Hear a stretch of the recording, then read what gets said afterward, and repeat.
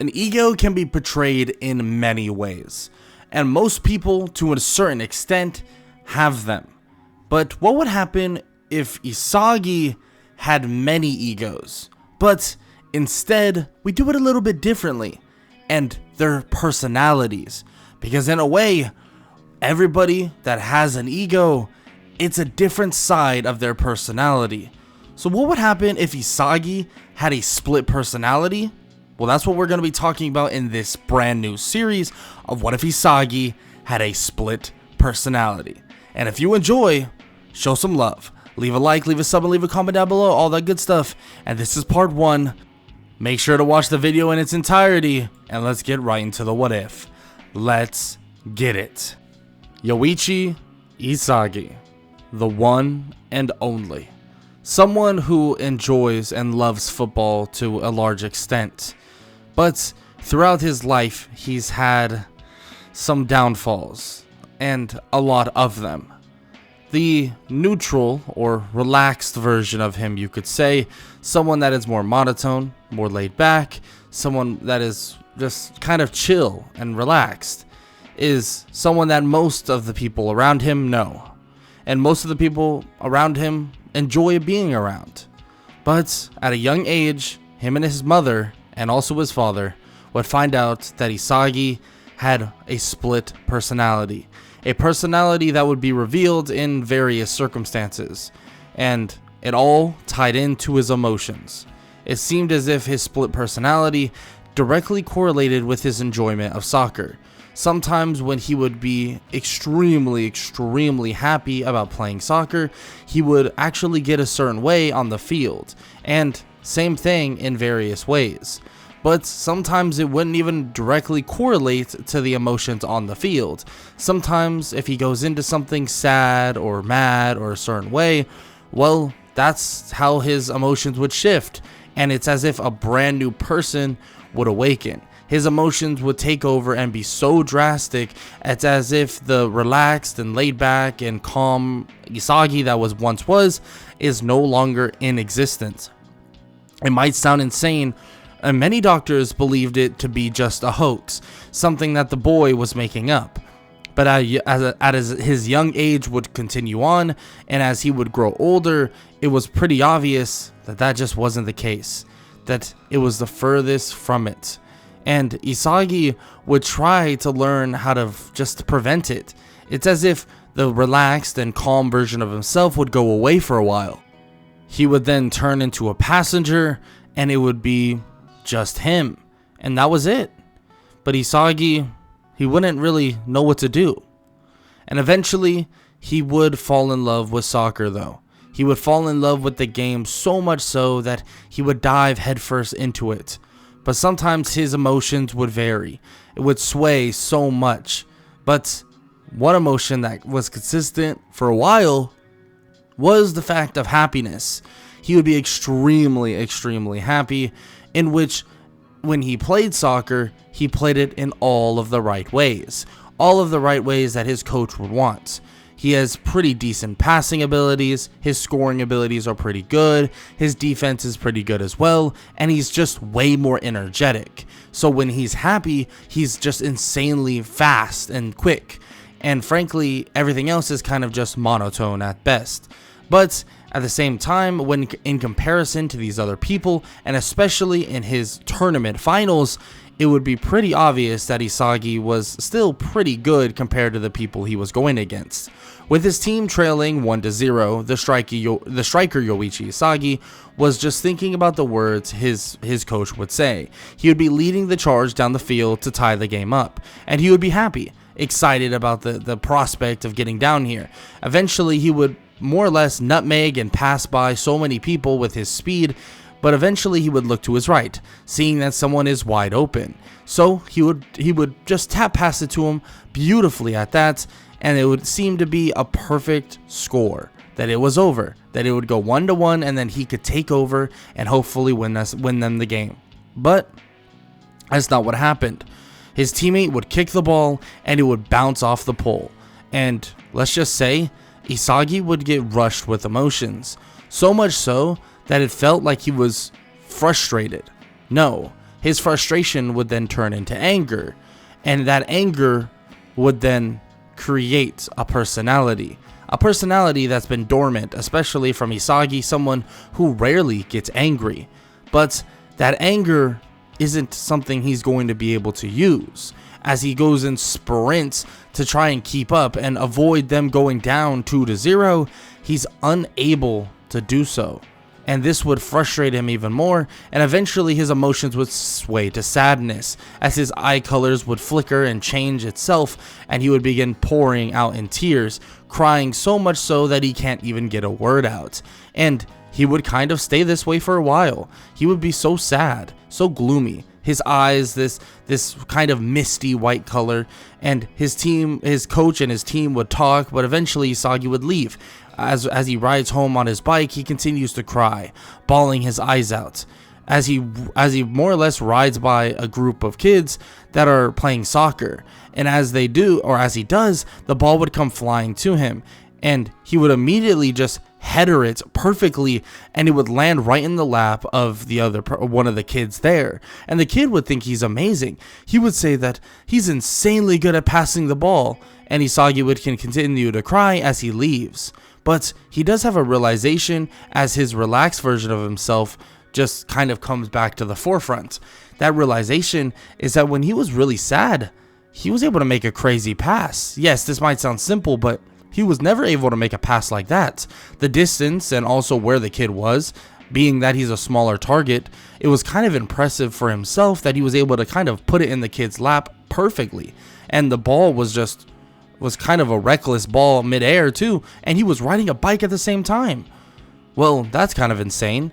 Maybe he's a better passer when he's sad. He begins to laugh at this idea, kind of just trying to put some light on this whole thing, because he's never really thought of his emotions as different remnants for his soccer or football abilities, kind of like alter egos.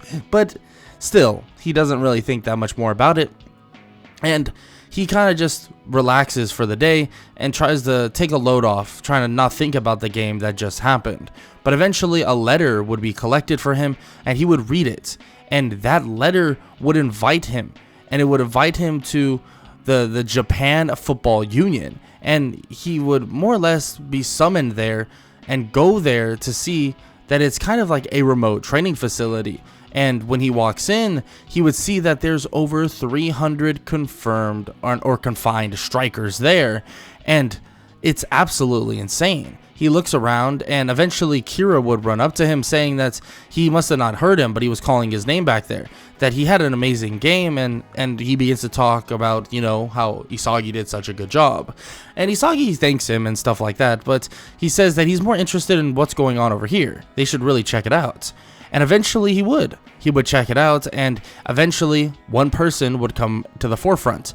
Well, the one and only, the training facilities director and coach, Jinpachi Ego. And he begins to explain what this all is. He says that he gives his biggest welcome to Blue Lock.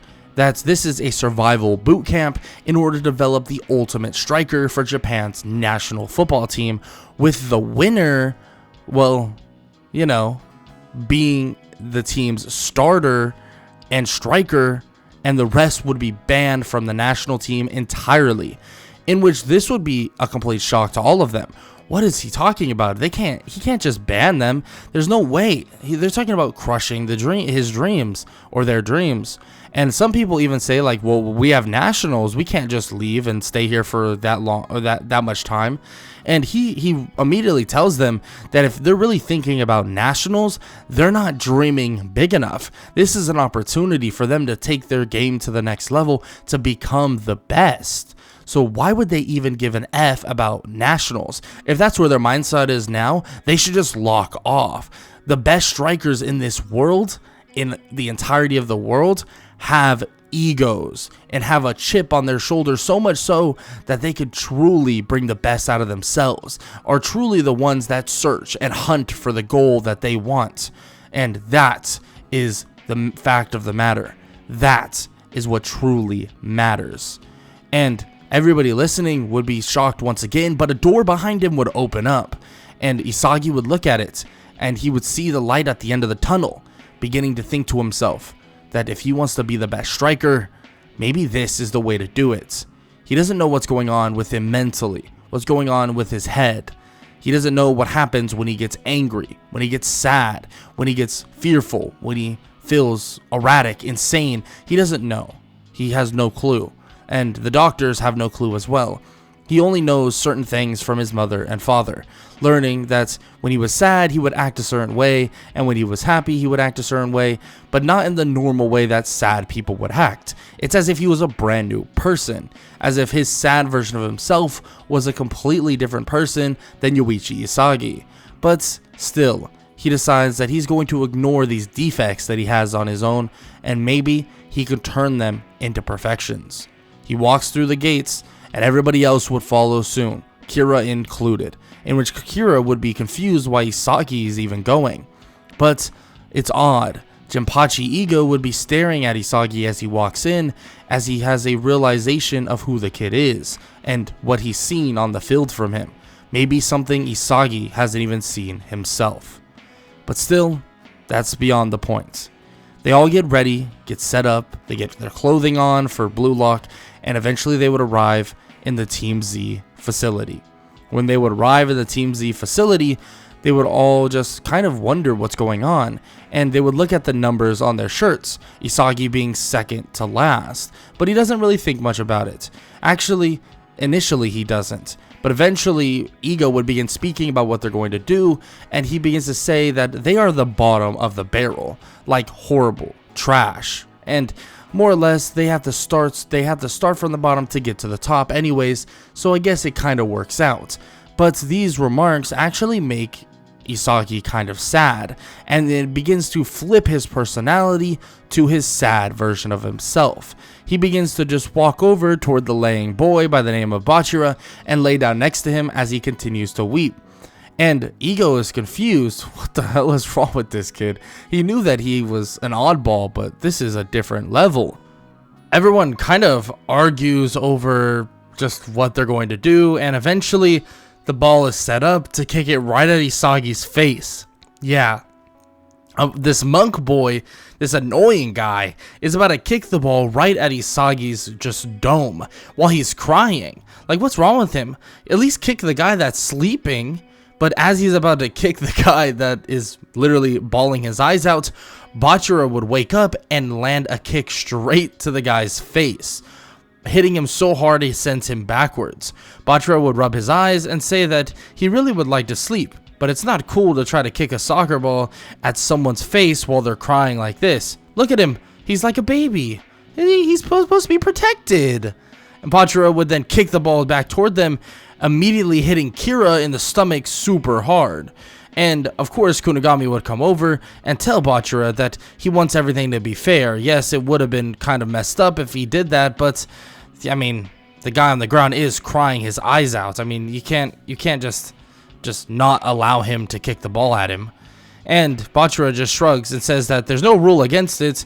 This isn't an actual football game, and that he was able to do it, but he'll follow the rules of the big man from here on out. But the rest of the kind of back and forth would go very similar, but eventually Isagi would stand up, a realization that someone was going to hit him in the face. But here's the thing, he doesn't really know who was going to hit him in the face. And he would walk over and he would ask Bachira who was trying to hit him in the face. That wasn't very cool of them, especially with how he's feeling right now. And immediately Bachira would think, well, if I tell him who it is, he'll probably kick it at their face. But that's not really fun. He wants to kick it at the person that has the highest rating. That would be more fun. He would then point at Kira, and Isagi would look toward him and would be furious. Kira would shake his head, saying that he doesn't even know that guy. That, well, of course he's lying to him. I mean, Isagi would believe him, right? They're buddies. And Isagi would say, as his tears would go away, that they don't know each other either. And then now, he's pissed. You tried to kick me while I was down, Kira? I thought we were cordial, at least. I wouldn't call us friends. But that right there makes me real mad. he would grit his teeth, and Bachira would smirk as he taps the ball toward Isagi, and Isagi would kick the ball so hard, harder than anyone has seen, and even Kunigami would stand there in complete shock. How did that little guy kick it that damn hard? That's freaking insane. He hits him directly in the face, and it breaks off multiple teeth in Kira's mouth. He's just laying there. He's realized that he can't really stand. He's paralyzed, more or less. He doesn't want to stand up. That hurt so bad. And eventually, the time would be over. The time frame, the 2 minutes and 16 seconds, would be at its end. And Kira would stand up, realizing that his chances of being the best striker in the world are now over, gone, over and done with entirely. He would be in complete shock, frozen at that. But then he would begin to freak out as ego turns up on the screen, and he would say that there's no way that all of these people are better than him. His ego beginning to show, but eventually he would lock off, and Kira would eventually leave. And finally, there would be 11 players left remaining. This would lead to Ego explaining exactly what's going to occur. He explains to them that Blue Lock is made for this specifically. That there's 11 players, and they will form Team Z. They will live together, they will work out together, they will train together, and sometimes players will work together, and others, they will betray each other. And that's just the fact of Blue Lock. That is exactly what's going to occur. And frankly, that's how it needs to be. Because at the end of the day, as a striker, you need to be ready for every single thing. And hearing this, Isagi would get kind of nervous. He would be kind of timid. He would think that this is horrible. This is not good. No, this isn't good. He doesn't think this is good at all. And Isagi would kind of be panicking in a way. And everybody would tell him to calm down, that it's okay. It's going to be just fine. They're going to figure it out. And then Isagi would kind of go back to normal, his normal relaxed and toned down self, saying that he's really happy that everyone else is here, that they're going to do really good as a team. And they're completely confused. What the hell is wrong with this kid? But immediately Bachira would come over and give Isagi a hug, telling him that everything's going to be fine. Him and everyone else, they're going to do amazing. And he assumes what they're going to do is going to, play other teams. And when they face other teams, they're going to destroy them. And Isagi would get super excited at this. And as his excitement grows, it seems as if he's like running around the place pretty quickly. And they're all standing there just watching as if he's like a little kid just running around. But he's running around so damn fast. Faster than really they've seen anybody run in their lives. But still, they're in a kind of a concentrated area, so maybe it's a hoax. But still, with that said, they do a bit of training, talking about what they're going to do, and eventually they would arrive at their first game. Their first game, and after their preparation, would be Team Z versus Team X. But Isagi, in a way, would be kind of nervous about this. I mean, is he really going to do good? But Bachira would tell him to enjoy this, that this is supposed to be fun. Soak in the excitement, soak in the insanity, and soak in the enjoyment. That this is something that he's been striving for, something he's been hunting for. And Isagi looks at him and nods. In a realization of excitement and just encouragement, Isagi would then just snap back into a different personality. As he does, he's in more of a excited state. An excited state combined with a nervous one. And in doing so, Isagi is a speed demon. And he doesn't even know this yet. But once everything goes out into ruckus and everything kind of just falls apart, he would dash through everybody and he would just squeak through the tiniest hole as he slides and kicks the ball, and it would pop out. Bato would see this and would see an opening, going to grab the ball himself, but as he goes to run, it's as if Isagi is running everybody around in circles. He would dash by Bato, taking the ball, and he would have a giant smile on his face. Yes, he's gonna score! He kicks the ball, and yeah, he misses. And he misses wide right. He's kind of scratching the back of his head.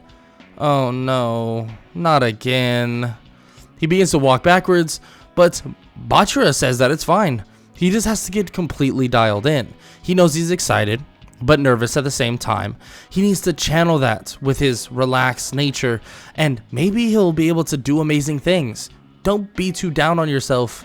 Just calm down and keep playing. Isagi would hear this, and he would be more confident now. He would think that maybe he's right. Maybe this is the way for him to do it. And Isagi would line up once again, and of course it would be the ball of Team X. Team X still kind of in that argument state, but they would realize that they gotta stop, because if they don't, well, Isagi might end up scoring next time. So they try to do some sort of coordination, but it ends up falling apart as well. But the chaos would ensue, and Bato would come out the middle, and Bato would seek for a goal and hunt for it. But Isagi, with his insane speed, would come out of nowhere and try to slide tackle to take the ball, in which he would do it perfectly. Even Bato is shocked at this. I mean, Isagi's so clumsy in front of the goal, but on defense, his speed, his agility, his quickness, and his accuracy, it's like perfect. How is he even able to do that? That's like freakish. That's like he's like an alien. Immediately, though, he would look up and pass it to someone else. Passing it to Bachira, it's not the nicest pass, but Bachira would gather it. He would then dart off and begin just dribbling between everybody. Bachira would continue to dribble as he then taps the ball mid-air, floating it toward kind of an open area.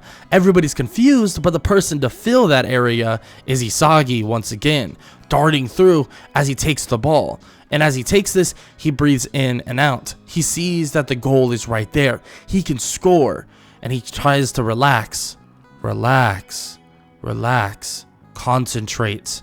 He might be excited, he might be a little nervous, but if he can focus and relax, this version of himself should be able to combine with the original, and he should be able to score. And as he does, he kicks the ball, and it feels just like how he would normally. Kicking the ball, and it spirals right above the goalkeeper as he scores the first goal of the game, 1-0. Everybody is celebrating, everybody is excited, and confidence begins to grow within Isagi. Isagi's super excited about this as he runs around in complete excitement, and everybody tells him to calm down, that he's gonna tire himself out. And he realizes this, and he says that is true. He apologizes, and he gets settled once again. He has a realization, though, that this nervousness, this hybrid confidence, this excitement, they're all different versions of him.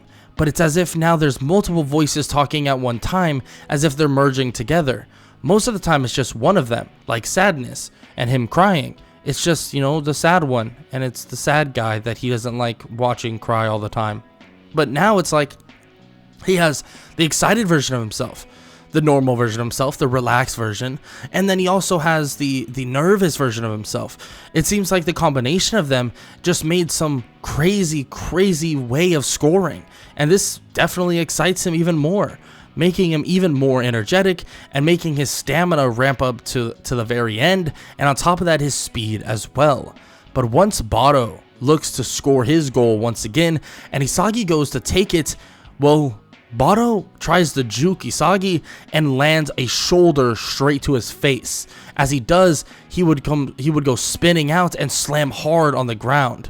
Everybody would be shocked to see this, but Bato, that wasn't on purpose. Bato didn't do it on purpose, and if anything, it was Isagi's fault. So it's decided that the play would be left to go on, and Bato would eventually score, putting it up 1-1.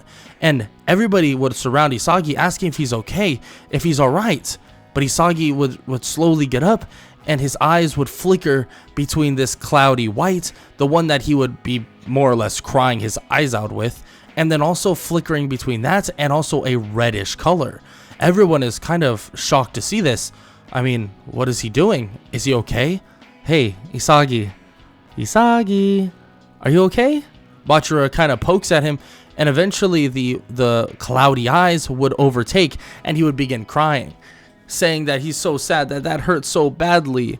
And a combination of more or less being hurt and also his sadness is kind of taking over his play style of football now, in which Bachira asks if he can still play, and Isagi wipes his tears a little bit as they continue to pour out, and he says that yeah, he thinks he can. He walks over and gets ready, and Bachira taps him the ball. as he taps him the ball, he begins dribbling it, and he's actually pretty good at dribbling himself. Not to the level of Bachira, but pretty decent. His speed nowhere near what he was when he was more of the nervous and also excited version of Isagi, but still, he's more or less still pretty good at dribbling, and he's decently fast. But just as he's moving through the people and moving through, he would do a beautiful tap pass to Bachira in between 3 people, as if the ball just rolls past them and goes right between the perfect blind spots at the same time. Isagi would continue to cut as he receives the ball back to Bachira, and then he would do this beautiful tap pass with his right foot, leading it straight to Kunigami. Kunigami would think this is insane. It's as if Isagi has eyes in the back of his head. He can pass the ball so beautifully. And as he does this, Kunigami would try to basically recover the ball and control it, but he wouldn't be able to. So when Bado comes spiraling in, he would try to just pass the ball back to Isagi.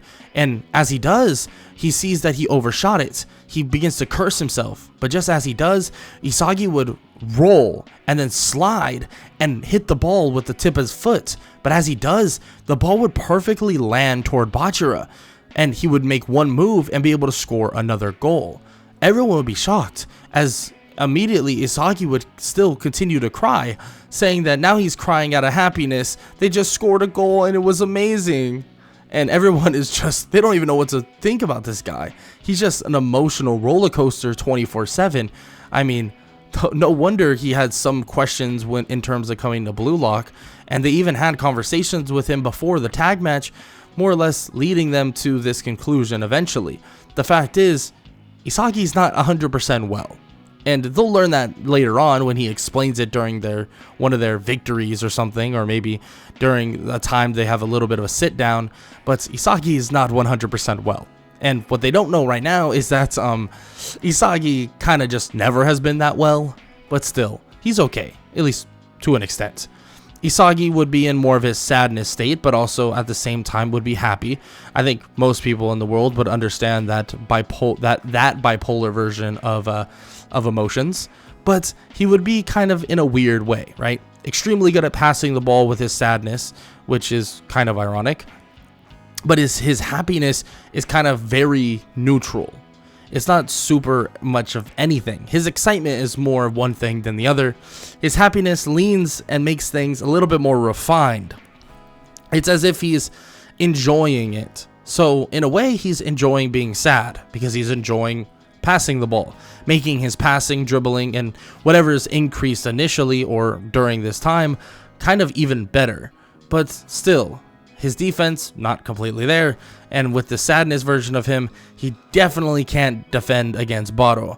But luckily, his team starts realizing that stopping Bado is kind of the only thing they have to do, in which Isagi would give them pretty good openings, especially when Isagi still tries his best to more or less stop Bado.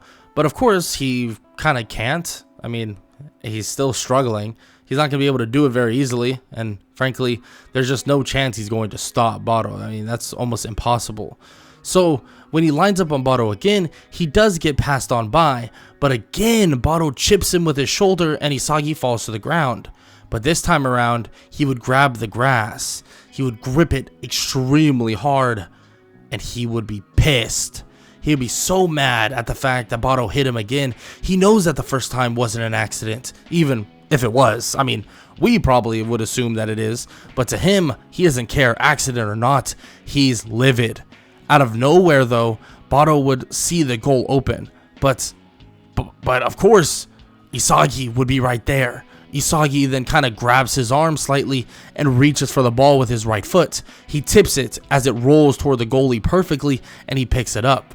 Isagi would turn and wave to the goalie, telling him to give it to him now, and the goalie would just do it. It seems as if the aura itself of anger, Isagi is kind of just making them pass it to him.